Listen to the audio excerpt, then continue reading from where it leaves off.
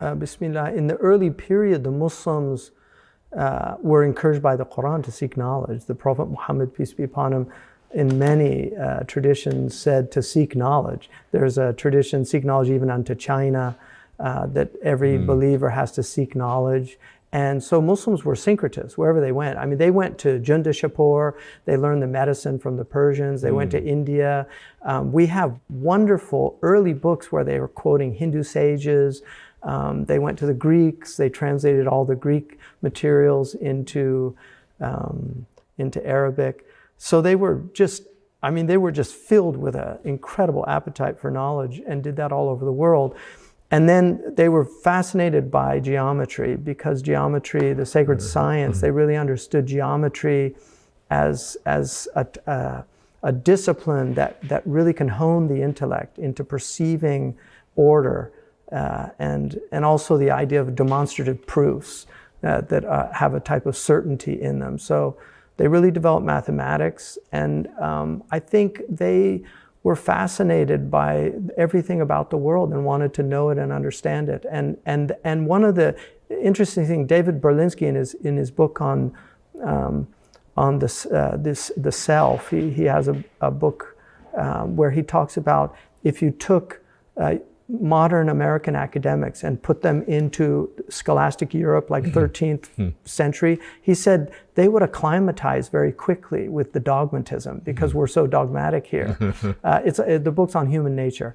And then he said, but if they were put in 10th century Baghdad at the height of the Muslim, he said they would be bewildered by the variety of opinion and the differences and the robustness of the dialectical exchanges between scholars. So I think there's a lot of truth to that. The Muslims were real seekers, and over time there's a curvilinear reality to all civilizations, and the Prophet Muhammad, peace be upon him, told us that the Muslims would decline. So he did describe that, although he said towards the latter days there would be a resurgence. But they fell into a kind of decline in the sciences. And today, what is the orthodoxy in terms of approach to science, whether it's cosmology or whether it's evolution? I think Muslims are very open to science. Many of the great scientists today are actually Muslim. There are many people at Harvard, MIT, right. There's Turkish scientists, Arab scientists, Persian, Indian. I mean, there's great physicists. There's a Muslim that won the Nobel Prize for physics. Sure. So I think they have a respect for science. In terms of evolution, I mean, obviously evolution is, nobody can deny certain aspects of evolution. They would be denying empirical evidence that I think is very strong. But the idea of randomness, the idea that God is playing dice with the universe, as Einstein said, I don't think any Muslim could accept that.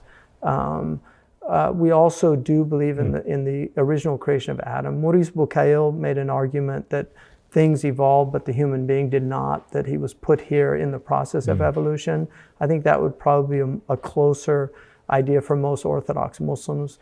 But there's also evolution. There's Stephen Myers doing some really interesting work. There's a book called Theistic Evolution, which is, I think, edited by him, but challenging a lot of the assumptions. And I think that he's convincing a lot of people that the model that evolution presented, this idea of simplicity down as foundational, is not holding a lot of water. So I think, we have to see, science can become very dogmatic and not allow for alternate perspectives. And I mean, Thomas Kuhn, Scientific Revolutions, these are realities that theories break down. So we don't know. And I think for me personally, I think anybody that denies design, obviously Dawkins would say you don't understand evolution, but I just feel like it's so evident. I mean, the opposable thumb,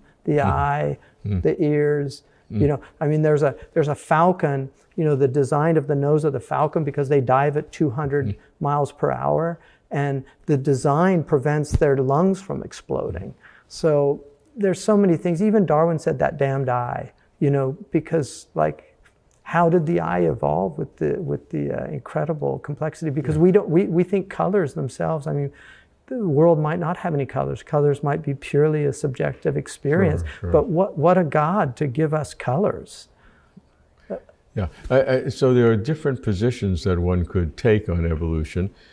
You can have a broadly deistic evolution where God put everything in place from the beginning, but then it naturally developed without any intervention.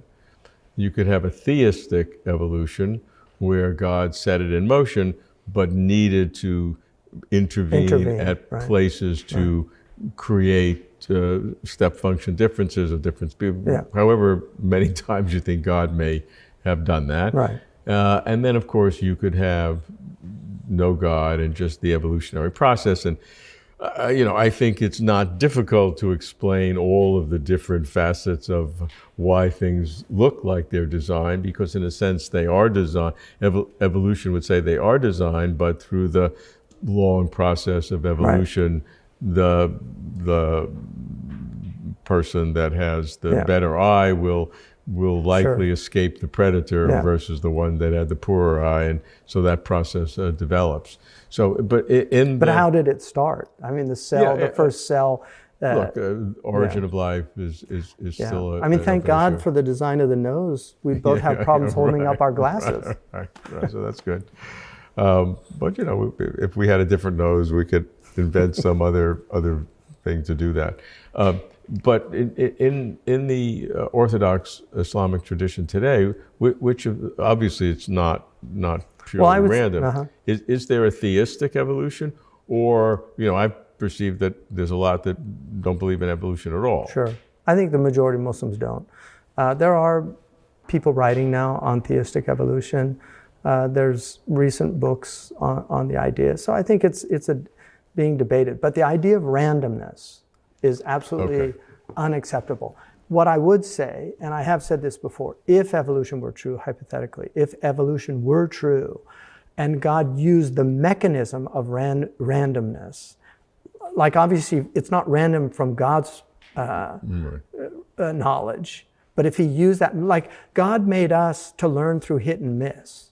I mean, that's how we learn as humans. So if he created a whole creation like that, I think that's perfectly possible and compatible with God, if that was true. But from God's perspective, if we can even use that word, I mean, language breaks down when we talk about God. Sure. But from that reality, there's no randomness.